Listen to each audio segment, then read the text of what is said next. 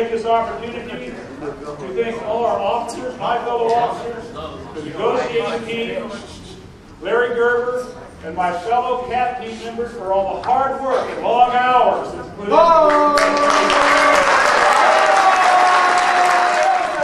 and showing support of brotherhood and unity today. Hopefully this will help get the message to the district that we want a contract and we want a fair contract.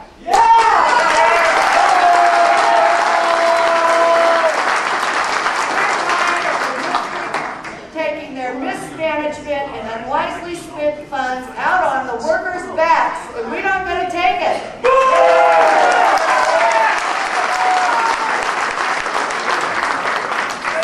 We've had a great turnout for our voting today. I'm sure we're going to have even a bigger crowd this evening. I appreciate all of you coming.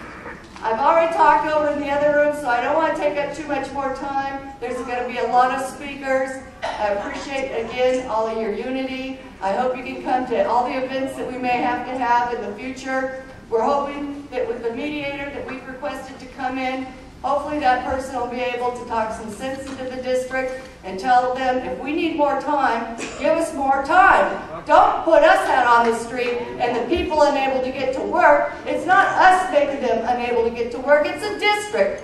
They don't care.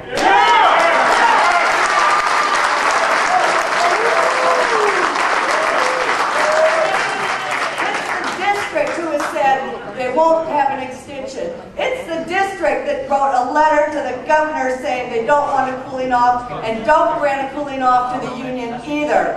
That's our right to request a cooling off period. So it's the district that is unconcerned about how people will get to work and if the trains stop.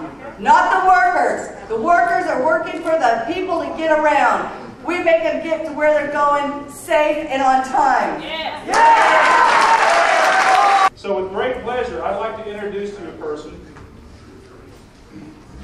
who is a past rank and file member, a former Alameda County eligibility worker, and the first African American woman to lead a statewide union. We're all local, 1021. At over 55,000 strong, I introduce to you Damita Davis.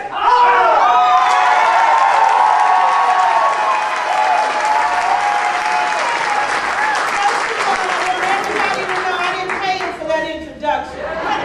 What I want you guys to know is this morning I had the pleasure of accompanying my fellow members and workers from the Bay Area Rapid Transit District, your co-workers, to the BART Board of Directors to tell them what this is all about. They have been slandering you in the press. They have been playing a bait and switch game. That's what this is all about. They want to take the spotlight off of their mismanagement and their misdeeds and try to make the workers of BART the culprits in what's going on right now.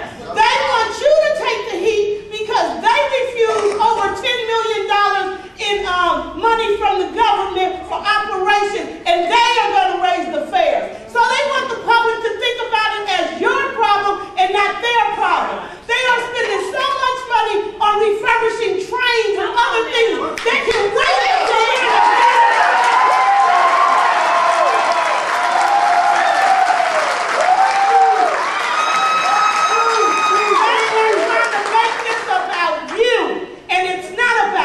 it's about them and their mismanagement of what's happening right now. We all understand this economic hard time. We are willing to go to the table and do a